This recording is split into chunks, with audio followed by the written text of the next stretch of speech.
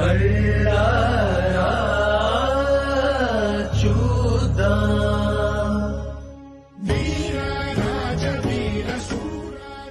156 acres లో spread అయి ఉన్న ఈ temple world largest Hindu temple.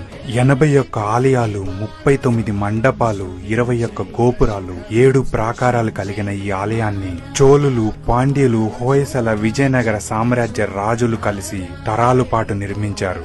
ఇదే మన తమిళనాడులోని శ్రీరంగం. శ్రీరంగం అనగానే ప్రతి ఒక్కరికి గుర్తొచ్చేది మాత్రం ఈ రాజగోపురం.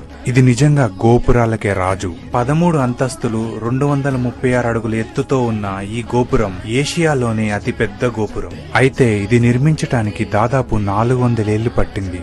ఇంత అద్భుతంగా కలియుగ వైకుంఠంగా పిలువబడే ఈ ఆలయానికి ఒక విషాదమైన చరిత్ర కూడా ఉంది. 13th సెంచరీలో అల్లావుద్దీన్ ఖిల్జీ జనరల్ అయిన మాలిక్ కఫూర్ ఈ గుడిపై